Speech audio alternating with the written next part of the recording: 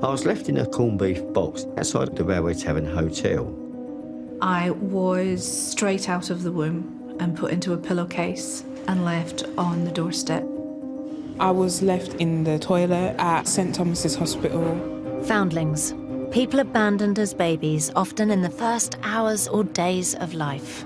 This is where it all started for me. Somewhere in this vicinity, my birth mother felt she had no choice but to abandon me.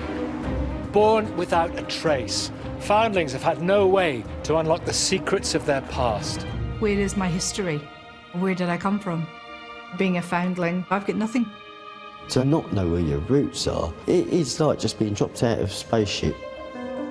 But now, we hope to solve the mysteries of these foundlings' beginnings. In this groundbreaking programme, we've brought together a unique group of foundlings who've all had their DNA tested. By comparing their DNA to millions of others, and with painstaking detective work. She lived here, less than a mile away. That can't be a coincidence. We'll use an extraordinary new technique to try and trace birth families. There's a big story to tell. Right. It's so rare for a foundling to see a picture of their mother. In this programme, a woman left at 5 days old in a cardboard box. It's like my birth parents just vanished. A man found as a newborn in a hospital car park. I've got nowhere to turn to, no information, nothing. And a woman abandoned on a doorstep, desperate to find her birth mother. Time is running out. If I can't find anything through DNA, then I'm never going to find anything. But can we piece together their pasts and bring them the answers they're searching for? This little bit of saliva is going to be my identity. Got hope.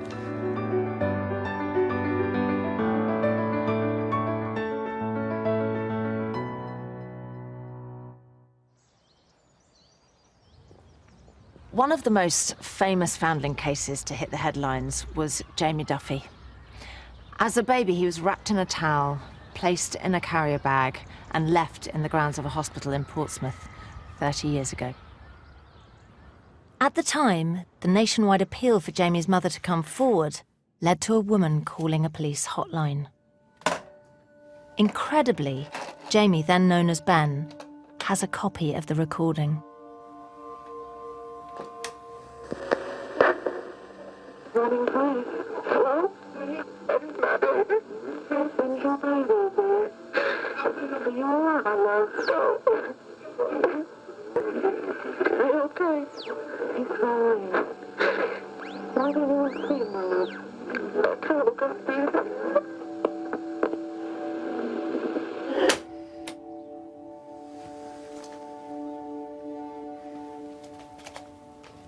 you. Yeah.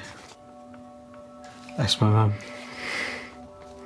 Supposedly, as far as I know. It's clearly apparent that she was upset. The fact that she mentions that she couldn't look after me is obviously quite key. She must have been desperate. I wish she'd left some more information, but she didn't. Jamie now lives in Maidstone with his wife Rachel and 3 children. 2 months after being found as a newborn, Jamie was adopted. At 14, his parents told him the truth about his start in life. I recall having a conversation with my mum and it got a bit emotional because I just couldn't grasp as to why someone would abandon a child at such a young age. In his early 20s, Jamie's parents gave him a file of newspaper clippings from the time he was left. The Carrier Babe Savers, which is all to do with the children that found me. Maria Buckner, 11, and Julie Allen, 12, and 4 friends found the baby boy on Sunday afternoon. Hospital sources told the girls the baby would have died had they not found him. It's quite a scary thought, but I do take comfort from being left in the hospital grounds. Jamie's birth mother was never found. Having been abandoned, you feel that you're not wanted, unloved. sort of discarded. There must be very strong circumstances to leave me. I want to know why it happened. Until recently, it would be impossible for a foundling like Jamie to identify his birth parents. But now, there's a chance DNA testing could help him find them. It's strange, the fact that something so small and simple could answer the questions that I've had ever since I've known that I was abandoned. While Jamie waits for the results of his test, another foundling hopes that DNA will help her find her birth family. Karen Morterton was abandoned on a doorstep in Manchester 60 years ago. She's been searching for the birth mother who left her there for more than 2 decades. Her desperate plea for information has been broadcast across national TV and radio. She discovered that when she'd been found in a cardboard box, she was only 5 days old. The truth is that she'll never find out why her biological parents left her. I'm on my way to Grafton Street, which is the place where I was left as a baby 60 years ago now. 4 years ago, Karen was even a guest on Nicky Campbell's radio show. Utterly heartbreaking, imagining what a woman must have been going through to leave you at 5 days old in a cardboard box in Manchester. That must have plagued your mind. I know, and that's where my thoughts are concentrated now, really. I'm just thinking, what must her experience have been? Karen was left at 11 at night, next to a building that's now a car park. This is where I was found. This is where it all started for me. It's very different to how it is now. It was very old terrace houses, bed and breakfast places. I was left on the doorstep of a place where local people would go and have a few drinks. I think my birth mother left me there, knowing that I would be found because I was well looked after and I was warm. That means an awful lot to me to know that.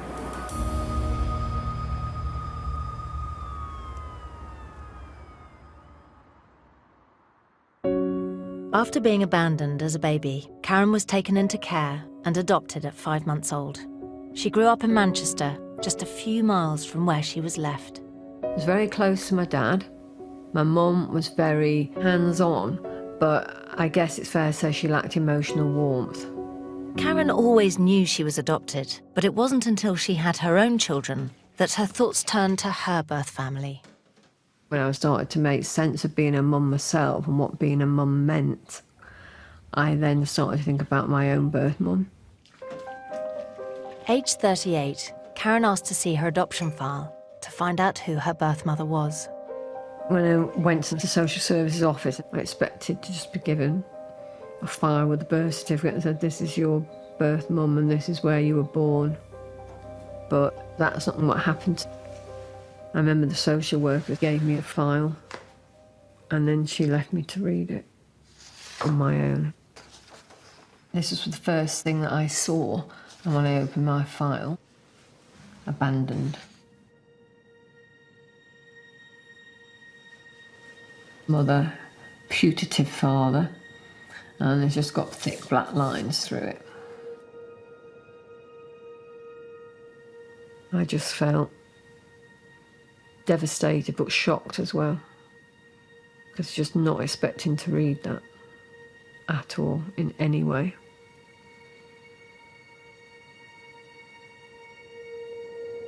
It made me feel like rubbish, like I didn't exist.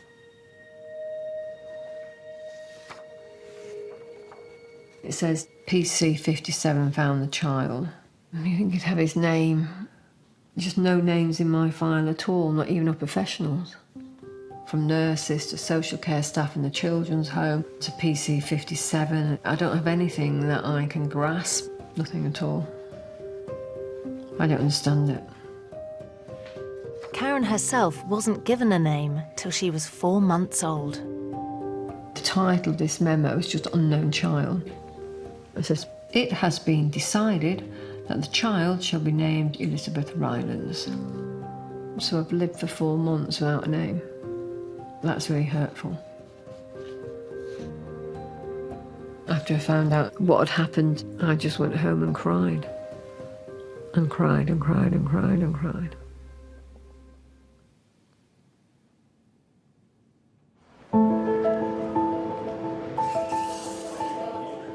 Ever since she discovered she's a foundling, Karen's been searching for her birth mother. But after 20 years, all she's found are some articles and old photos of Grafton Street. I now know that this photo here was directly opposite where I was found. This is the Grafton Hotel, and I wonder whether my birth mother was actually staying there. She could have been watching me from a window to make sure that I was found. And I think to care for a baby and then leave a baby like that must be absolutely harrowing.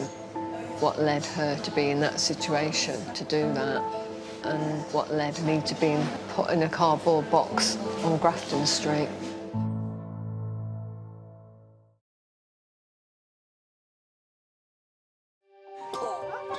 Foundling Jamie Duffy is searching for the birth mother who left him as a newborn baby next to a hospital.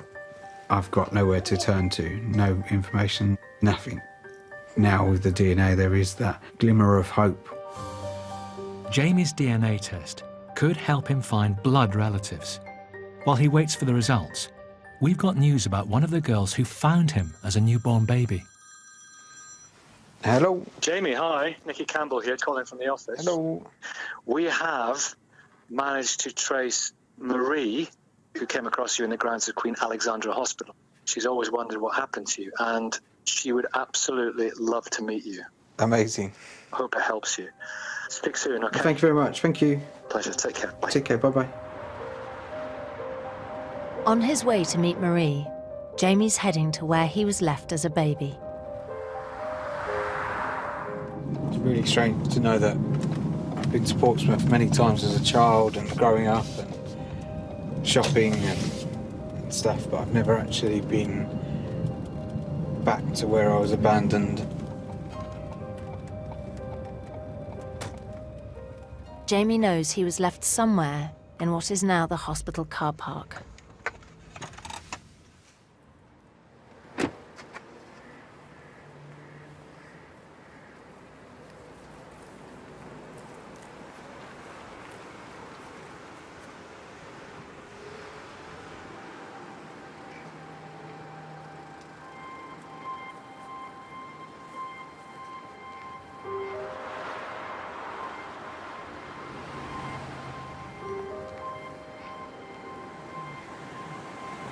Sort of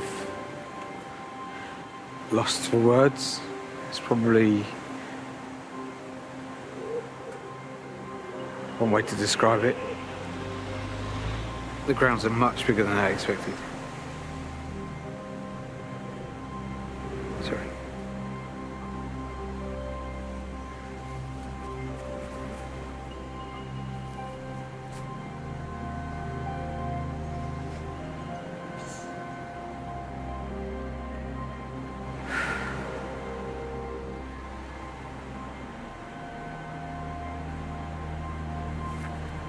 Just hard to think, sort of somewhere in this sort of vicinity.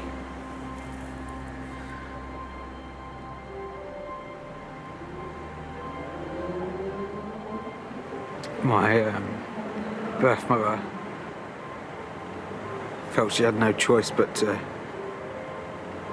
abandon me.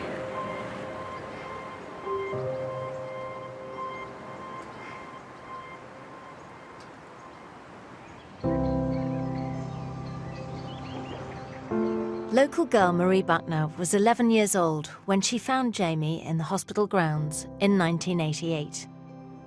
They're now meeting for the first time since then. Hi. You got it?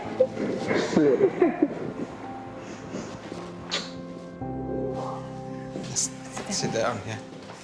I promised I wasn't going to cry. It's been the same for me. This must be so strange. Very strange. It's amazing. Yeah. Amazing to meet you. Likewise, and like, I'm so grateful.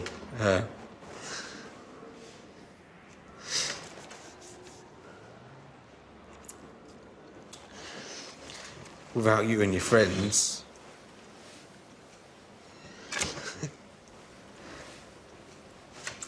I wouldn't be sat here today, so I'm very grateful. Yeah, 100%. I've never, ever, ever forgotten. The last we heard that you'd been fostered. Yeah. And we were allowed to come and see you through the glass at the hospital. Oh. Before they moved you. And then that was the last we heard. I could have taken you home. I said, did you know where you were found? Yeah, but it's quite hard to imagine exactly what it was like in 1988. If you like, we'd go down and I can show you how close you were. I'd love to see exactly where it was.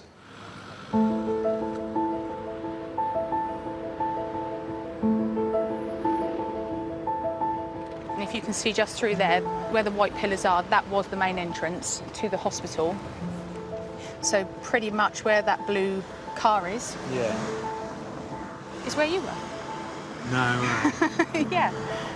We'd been out playing and it was on our way back home. We heard a small noise and the bag was moving. We thought it was kittens and then just sort of pulled the front part of the carrier bag back and you were just looking up at us. And it all kind of froze then. Crazy to think that that's where I started my life.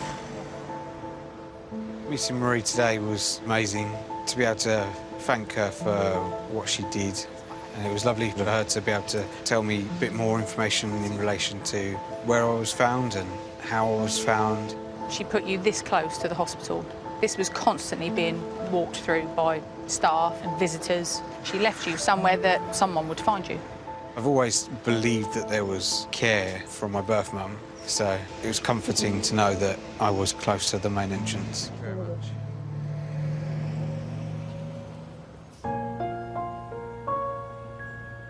Even though I have some answers to some of the questions that I've had, the only person who can answer the true meaningful questions is my birth mother. The main question is why? What led to me being abandoned? Why couldn't my birth mother look after me? And why did she not keep me? The DNA test is now the only hope Jamie has for finding out his birth mother's identity. Jamie's DNA has been analysed by online databases that compare his DNA to millions of others who've already tested. The databases come up with matches, people who are biologically related to Jamie. The most common relationship is a distant cousin. With leading DNA detective Julia Bell and renowned specialist in tracing missing family Ariel Bruce, we hope to use the DNA results to help foundlings like Jamie find birth family. So how are things progressing with Jamie? We've had some results in for him. Close relative male. And what about this 12.5% DNA share? What does that tell us? If someone shares 12.5% of DNA, these are the possible relationships. Right. First cousin, half uncle, half nephew, great-grandfather, great-grandson, great-nephew. How do we actually find out which it is? We need to test within the wider family, and that may help us find out about a parent.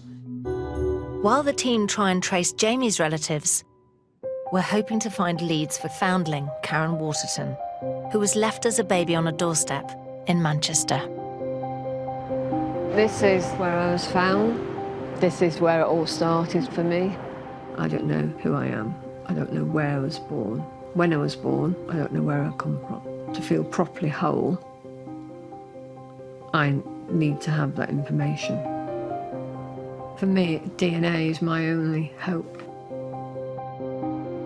With no birth records and nothing else to go on, the only chance Karen has of finding her birth family is through DNA.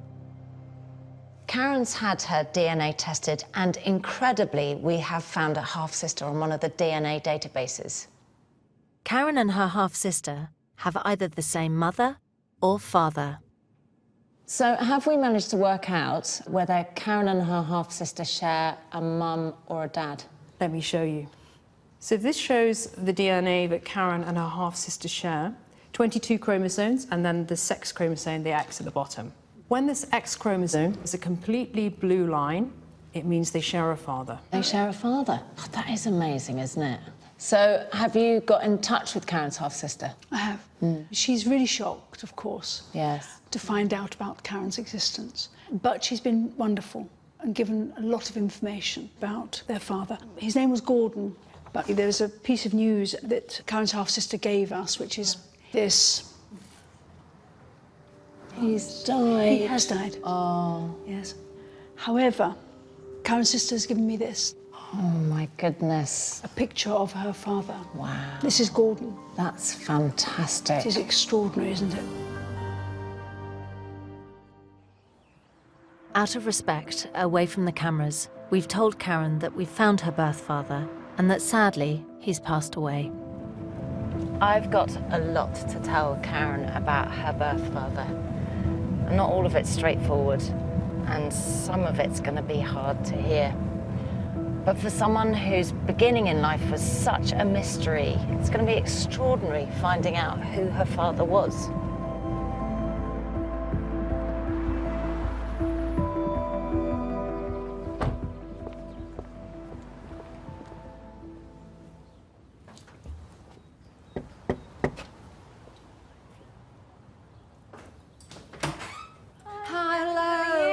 I'm fine, thank you. Oh, nice to meet you. And you too. Come Thank in. you, thanks. I'm so sorry that we had to bring you sad news about your biological dad. So that's really sad to hear that.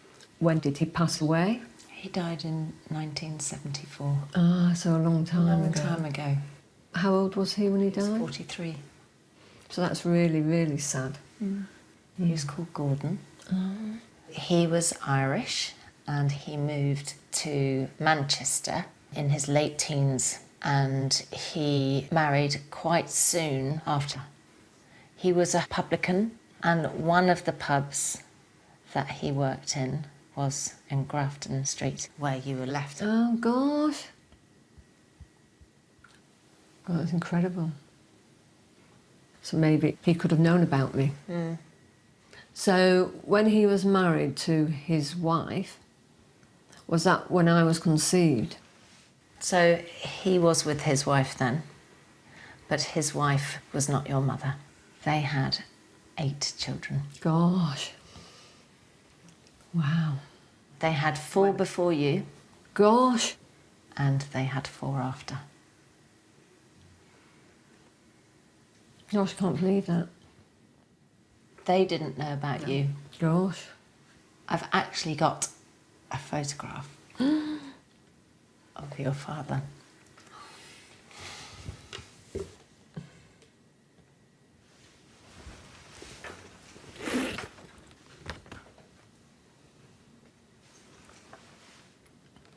Oh, my.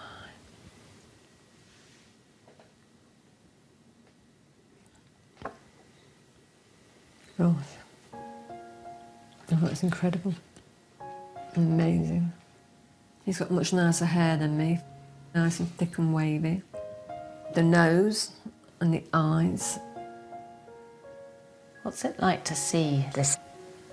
It's just, oh my gosh, I really came from somewhere. I didn't just appear in the street one night.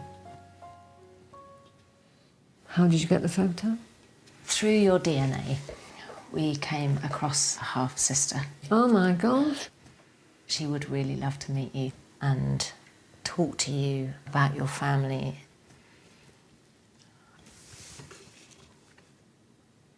Oh, that's amazing. Gosh. To hear that somebody wants to meet me, that's what... It's almost as...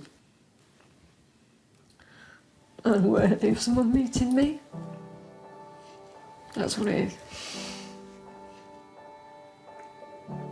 Oh, that's incredible, thank you.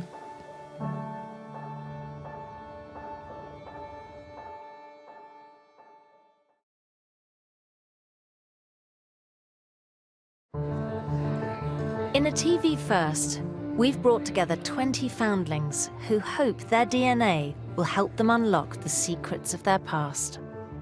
I had nothing to go on until this DNA test, and who knows where it's going to lead. There is that possibility that they could find our parents.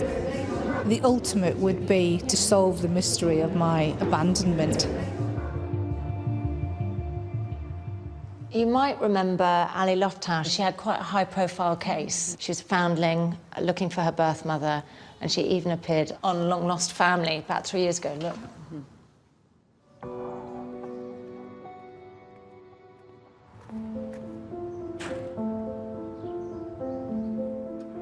Ali was abandoned in a block of flats in Grangemouth, Scotland, in the early hours of the 19th of February, 1967. She was newly born and wrapped in a pillowcase. I was left right there, found by the paper boy. I started squealing, and when he pulled back the pillowcase, there I was. I just find it really difficult to think about it. So I don't try to.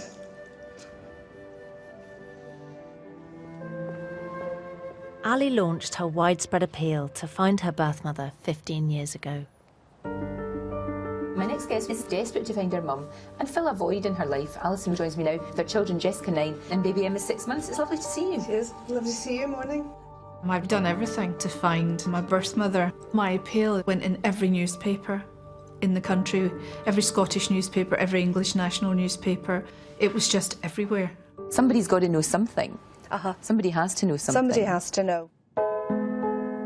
In 2003, a man called Ian Hogg came forward. Astonishingly, he'd also been left as a baby in Grangemouth, and a DNA test proved he was Ali's half-brother. To know that all of a sudden he was a younger brother, it was just amazing. But finding Ian didn't help Ali identify her birth mother. The fact that we were both foundlings, I think, made it even more difficult as far as the search goes, because it meant that my natural mother had abandoned 2 babies, and I felt it would be even more difficult for her to come forward. Today, Ali still has no idea who her birth mother is. I turned 50 last year, and it was quite difficult because obviously the older I get, the older the person is that left me.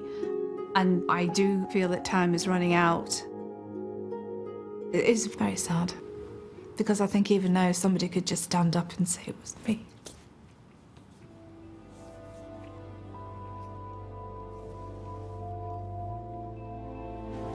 Having exhausted all other options, Ali has had her DNA tested. It's her last hope. If I can't find anything through DNA, then that'll be it. I'm never going to find anything. Our research team have some news on Ali's case.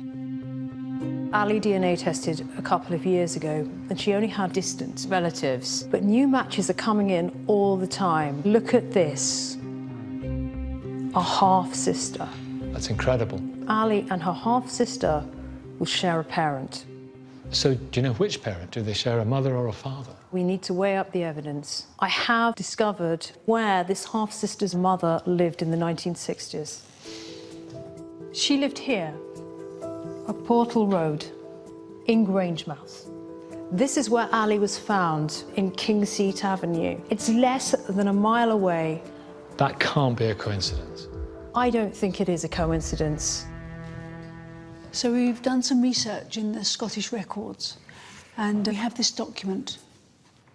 Oh, a death certificate. Mm. Oh, this is tough news. Now that she's passed away, how can we prove that this was Ali's birth mother?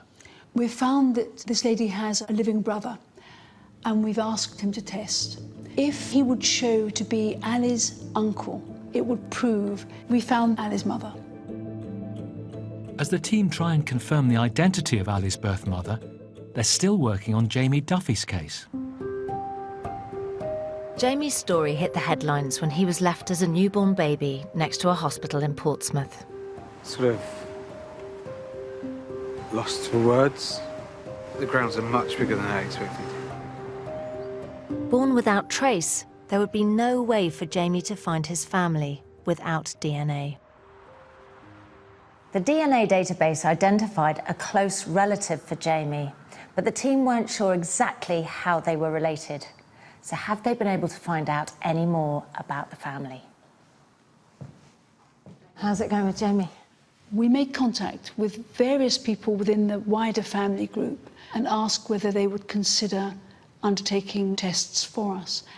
And several people did. And what can you get from that? Well, we then worked out who Jamie's mother was.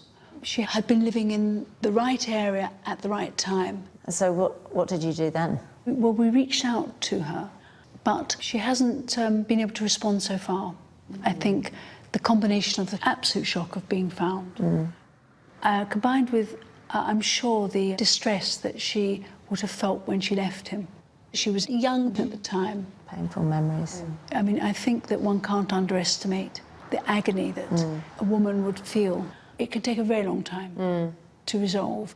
But having worked out who Jamie's mother was, it led us then to understand a bit about her life at that time. She was in a relationship with someone.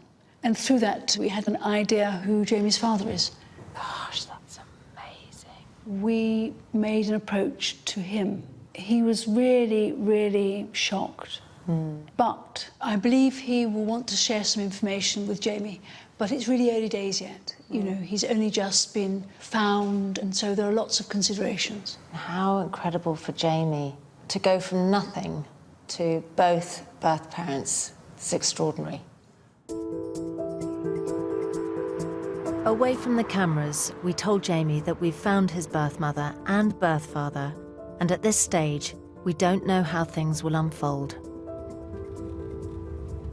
It must be a huge shock for Jamie to suddenly find out who both his birth parents are. And it's going to take a while for that to sink in. So I thought I'd come and check in and make sure he's okay.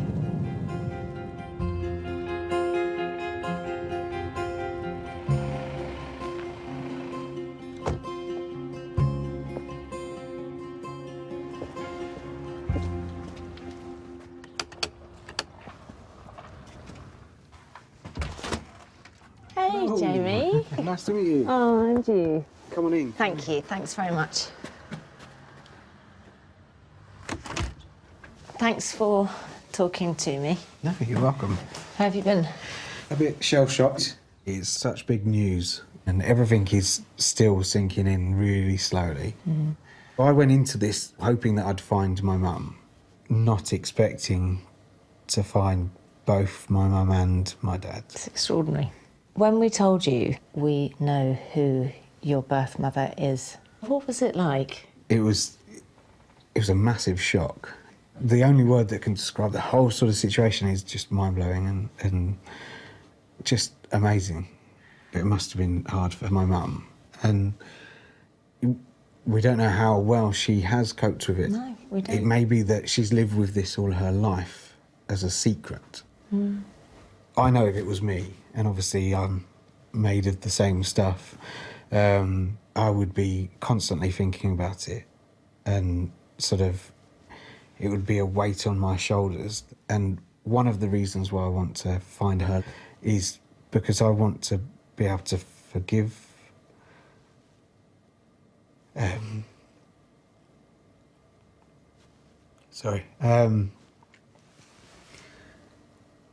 forgive her and tell her that it's all right. I've turned out to have a wonderful family of my own, and sort of I've grown up to be who I am today, and The life that I have had has been wonderful. Obviously, then came the next kind of huge piece of information, which was that your dad had also been traced, which is extraordinary. Probably 10 times more mind-blowing. It's like, whoa, I didn't expect it. I didn't expect it at all. It must be as shocking for him as it is for me. So what do you hope for going forward? I'd love to be able to meet both of them and sort of talk. There is a possibility that my mum won't want contact, but I really hope that she does. Thank you.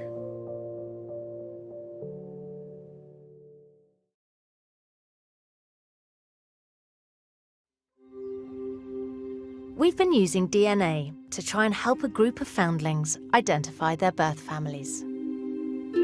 We're still working on the case of Karen Waterton, who was left as a baby on a doorstep. We've already found her half-sister, who shares the same birth father. 2 weeks ago, Karen decided to meet her and 3 other half-siblings. They chose to do this away from the cameras. We literally got on from the beginning. Just like, hello. It's just really, really natural in a way. And I could see physical similarities between all of us. And that's what made me think, oh gosh, you know, this is family. Karen also found out about her birth father, Gordon. He was 6'2", quite an attractive man, quite sociable. And they referred to him as our father. It felt like a shared bond. It's fantastic. But that's not the end of our search for Karen. We're still trying to find the identity of her birth mother. And there's another lead on one of the DNA databases, a first cousin. Having identified Karen's birth father, the team know that the first cousin is related to Karen through her birth mother. One of this cousin's aunts must be Karen's birth mother. I remember speaking to Karen some years ago on the radio, talking to her about the fact that she was left on a doorstep, and I've never forgotten it. So what have we found out? Look at this. 5 aunts. One of them is Karen's birth mother. So how are you going to narrow that down? I have searched the records and sadly found that all of these women have died. And that's really sad because that means that Karen's mother is deceased.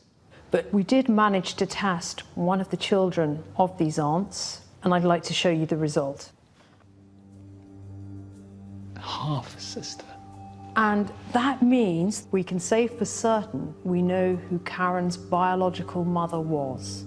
That's incredible.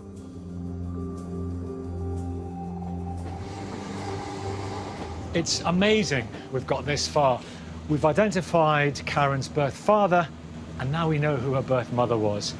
Sadly, she's passed away, but Karen's half-sister Kim has agreed to meet me and tell me about her.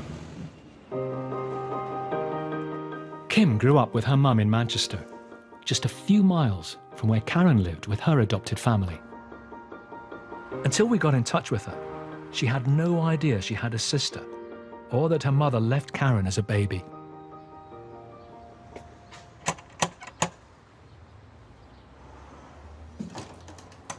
Hi. Hello. How are you? Very well, thank you. I'm Nicky. I'm Kim. Would you like to come in? I'd love to. Really nice to meet you. And you too. So, how have you been feeling? A little dumbfounded. I had no idea. So when were you born? 54. So you were around about 4, is that right, when Karen was born? Yeah. Yeah. Was your mother in a relationship at the time? No. No. She was a single mother? Yeah. I also have a brother. He was born in 59. So he was born after Karen. But she gets my brother. This is going to be very challenging, obviously, for Karen, to find out that a baby was born after her and that baby was kept. We were very poor. My mum struggled feeding and keeping me. But she wasn't a bad mum at all. So would she have been able to conceal a pregnancy? I've actually seen a photograph of when she was pregnant with me, and you wouldn't know. And she always played a card so close to her chest. Quite a secretive person.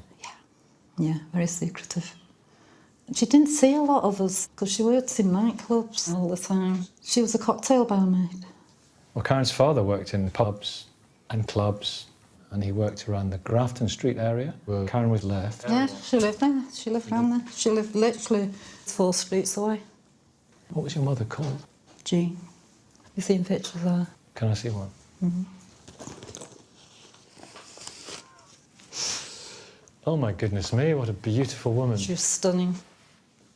It's so rare for a foundling to see a picture of their mother. Yes. I want Karen to know her mother, because she must have so many questions. Would you like to see a picture of her? Oh, yes, please. That is your sister. She is like me, isn't she? She is. Hello, Karen. It's going to be amazing meeting her. It is, it's going to be amazing.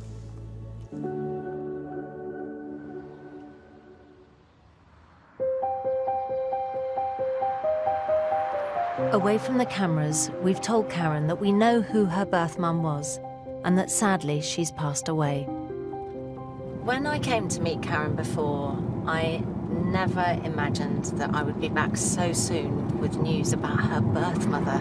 It might be hard for her to hear some of what I've got to say. I'm just really glad that I can tell her about her half-sister Kim, who really wants to meet her and tell her all about her birth mother.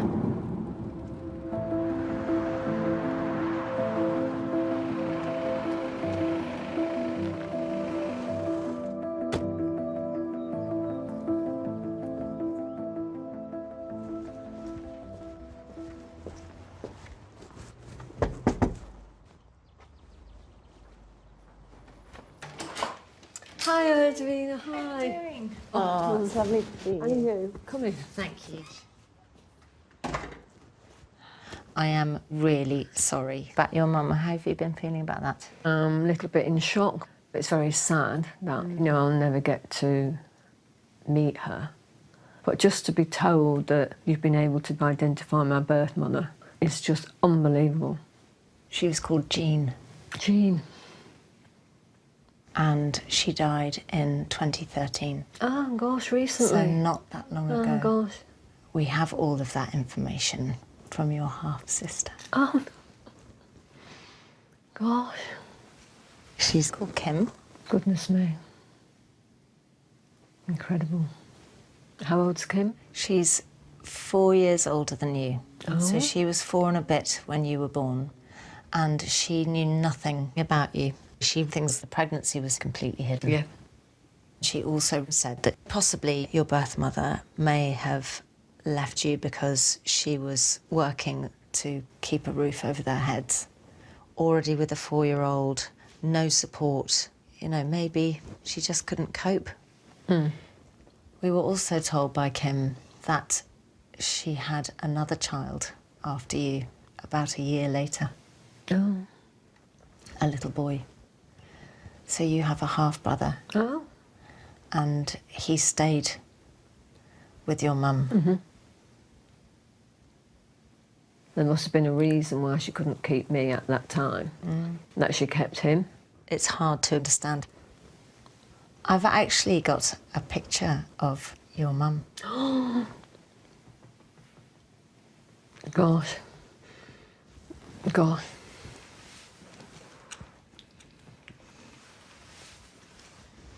That's your mum. Oh my gosh. She's gorgeous.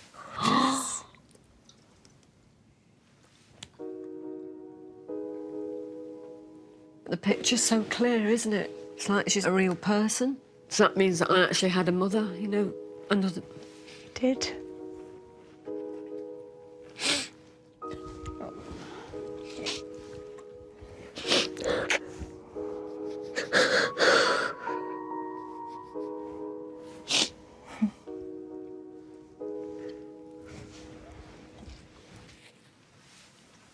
I'd picture somebody poor, desperate, young, I think younger than Jean. I mean, she looks quite well dressed, she looks like she's got makeup on, her hair's done. I never expected anything like that. I've also got a picture of Kim. Oh. That's your sister. Oh, lovely. Oh. We've got the same lips. God, it's incredible. Kim really wants to tell you all about your birth mother. She can't wait to meet you. That's more than I ever imagined. It's just amazing.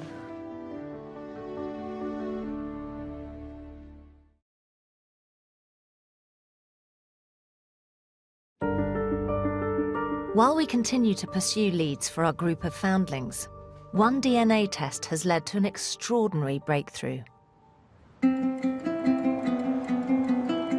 A week after discovering the identity of her birth mother and finding out she has a half-sister, Karen has travelled to Manchester to meet her for the first time.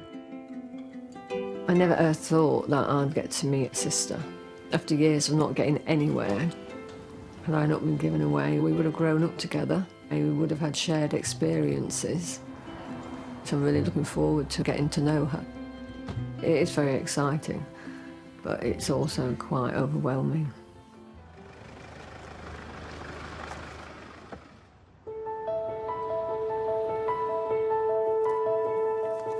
I'm excited.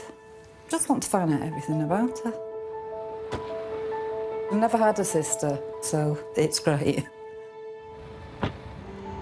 She's going to find out about her birth mother. You know, I hope it brings her a lot of comfort. The sisters are meeting at a hotel, not far from where Karen was left as a baby. As a foundling, it is key for me to get more of an understanding about who I am. The life that I've had has been a result of the actions of my birth mum. If I can get some information about her life, that would mean a lot to me.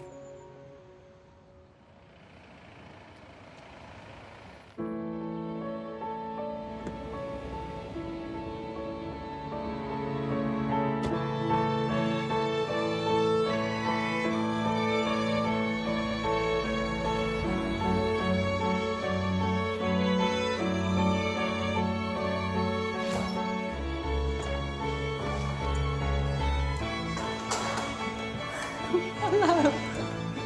Hello.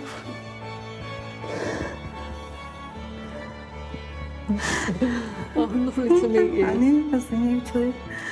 I can see you found the family. Can you? Yeah. Oh, no one's ever said that to me before. Just sit down. It's been amazing finding out about you because I didn't have a clue. No. None of the family did. It'd be quite hard for her to, you would think, to keep it to herself totally. She was all for keeping secrets, but she was a good mum. So I wonder why I was left. I mean, she was very poor. She was a single mum, and maybe she didn't know how she was going to bring you up as well as me. You do know you've got a brother as well. Yeah. Yeah. Why do you think your mum, our mum, kept our brother and not me? We'll never know. No. But I do believe that she would have kept it if the circumstances had been right. Have you seen a photograph? Do you want to see some more? Yeah, yeah. Oh my gosh. She always looked beautiful, but she couldn't afford clothes. She had one black dress that she wore 5 nights a week. Yeah. Kim's really, really thoughtful and kind. She's been giving me lots of information about my birth mum. Wow. I couldn't stop looking at her, and I felt quite warm from it. And look at her cheeks. You got them cheaper. I did feel a band, and I want to know her better. Now that's in 1968. It's just lovely seeing those photos. She had a certain pride about herself. Incredible. Finding this out about my birth mother has given me an identity. I'm pleased.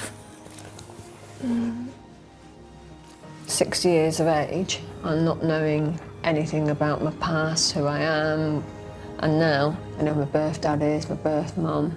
I can see where I come from. It makes me feel complete. It's unbelievable.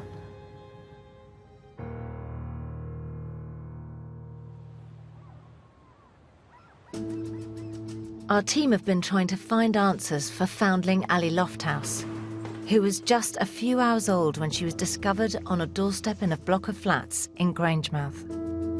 I was left right there. I just find it really difficult to think about it. Remarkably, we found Ali's half-sister on a DNA database.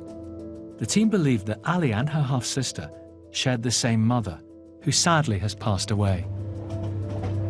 A further DNA test with the half-sister's uncle has confirmed this. We reached out to Ali's half-sister. She's called Anne. She lives in Plymouth, and I'm on my way to meet her. Anne grew up with her mum. Away from the cameras, we told her about Ali and her half-brother Ian, and that her mother left them both as babies.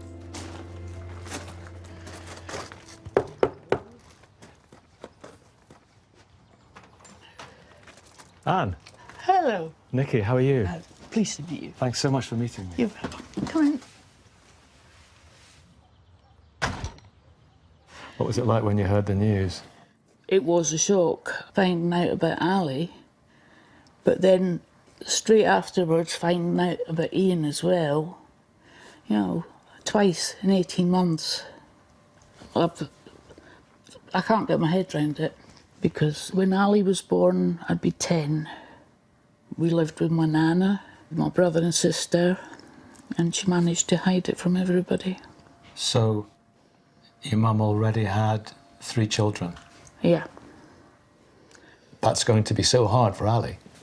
Yeah, it is going to be tough.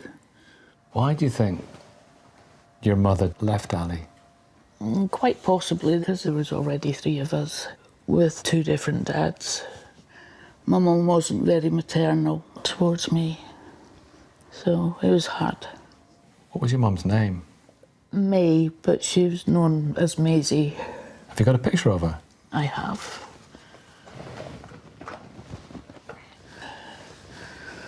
What course did your mum's life take? She met someone, sort of mid-70s. They got married, they had my youngest sister, and she was ready for family life. She had totally changed. It's going to be extraordinary for Ali to see this. But what's going to be so great is that you can tell her about your mum. And I can't wait to meet her. Well, here she is.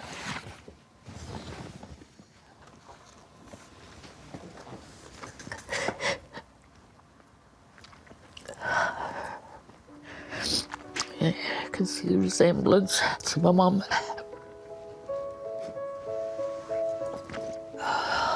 It's lovely. She's my sister.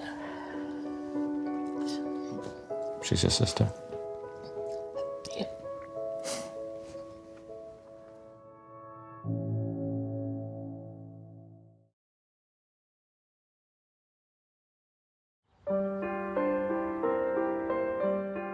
For years, Ali Lofthouse has been searching for her birth mother.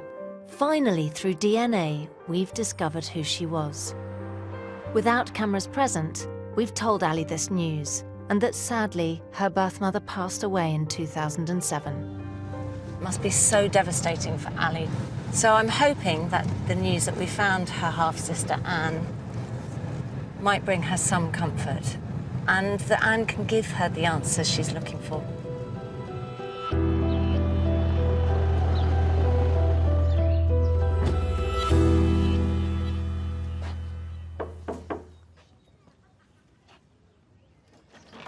Hi, Ali.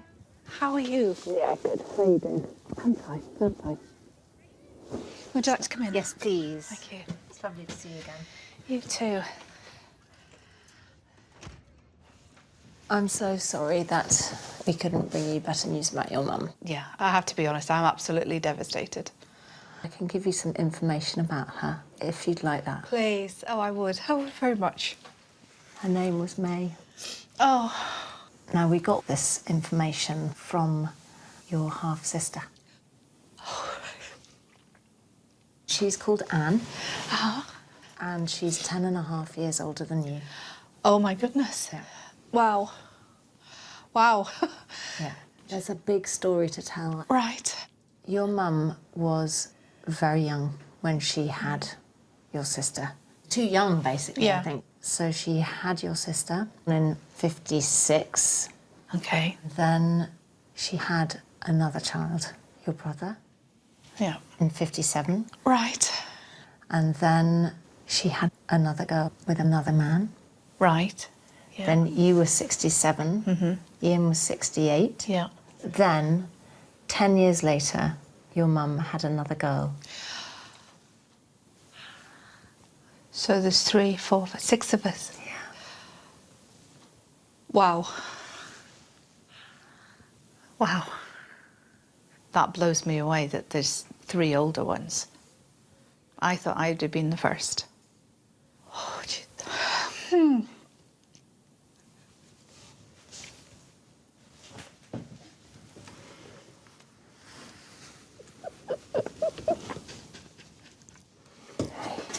It's okay.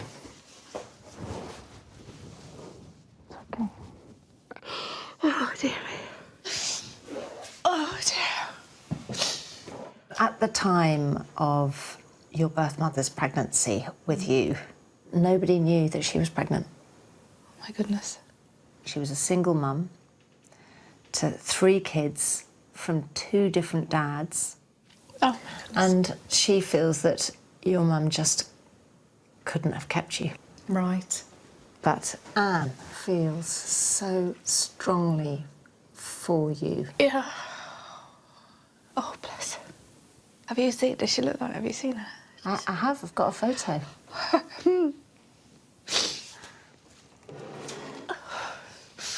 It's your big sister. Oh, my gosh. Oh, my gosh. Oh, bless her. Oh, my gosh. That's my sister. Oh, she looks lovely. She also gave us a photograph of your birth mother. Oh, I'm shaking. She is. Oh, my goodness. Oh, my goodness. Oh, my goodness. She's got big eyes like me. The lovely cheeks. Pinchable cheeks. It's a lot. It's joy and then sadness that I'm looking at her and she's not here. Even now, I don't hold anything against her at all. This is just nuts. These 2 people are my blood. They're related to me. They have my DNA.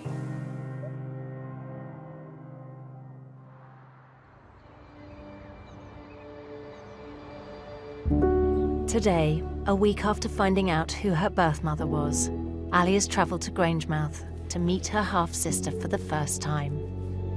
I am still stunned, you know, into disbelief that this is actually happening.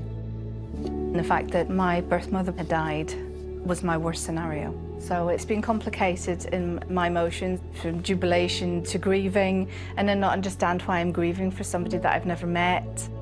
Then all of a sudden I'll be completely and utterly elated that I have a sister. I love you. I love you too, darling. See you later. See you soon. I'm so looking forward to what she's got to tell me.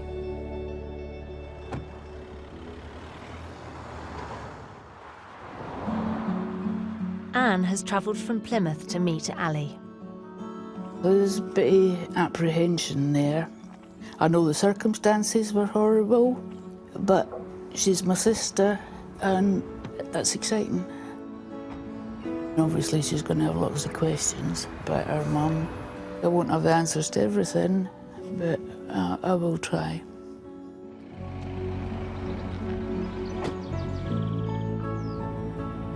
Really like to find out what my birth mother was like, about her life. Now I can ask Anne all these questions. Anne is my key that hopefully is going to unlock an awful lot of things.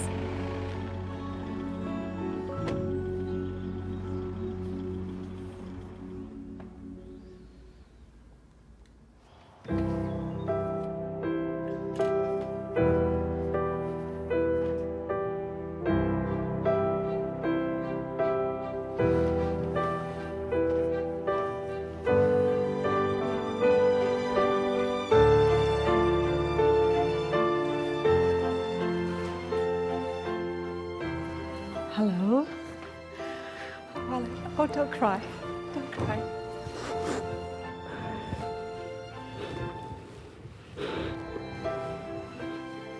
Okay.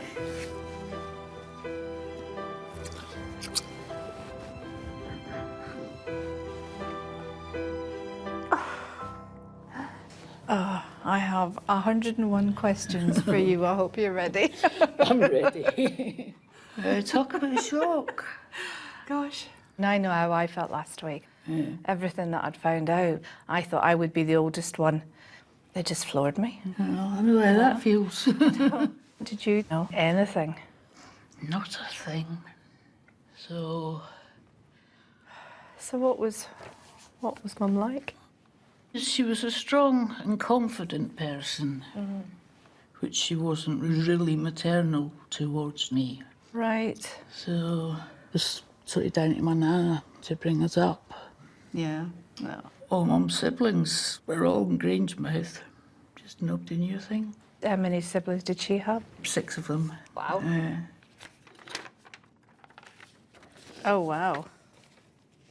Oh, my gosh. Just seen the names of everybody else.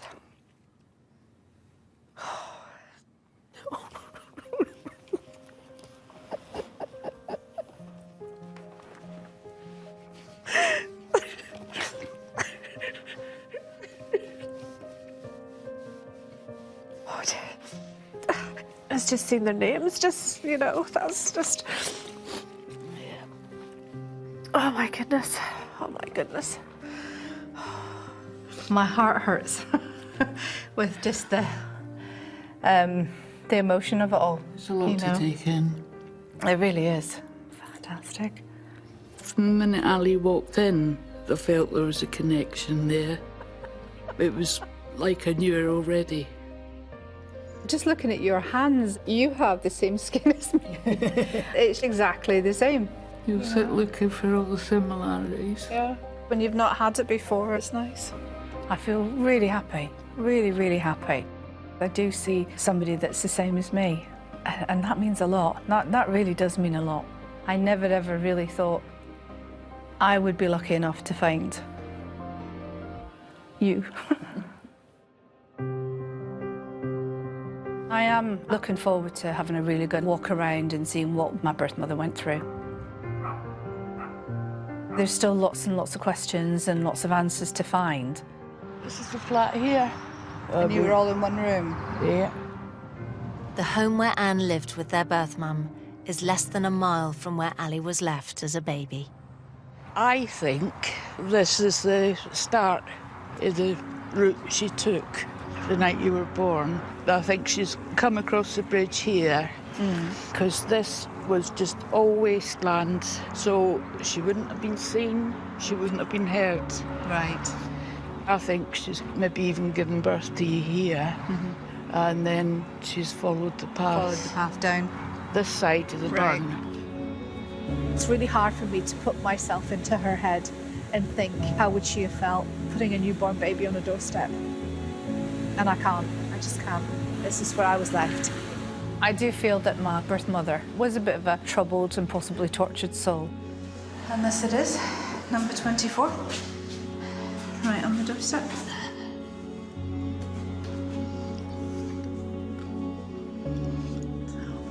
I don't like being here. It makes me feel ill. Can understand that. And claustrophobic almost. To be a foundling means that you've no roots, you've no connection. But I've got some answers. I know the answers to who I am, the answers to where I came from. I have those. And that's phenomenal.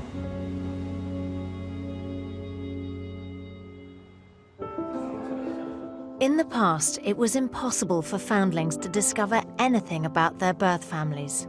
But now, incredibly, through DNA, we've helped 3 of them find their birth parents. And for our other foundlings, the search goes on. Everybody should have a right to know who they are. That's all I want to know, really.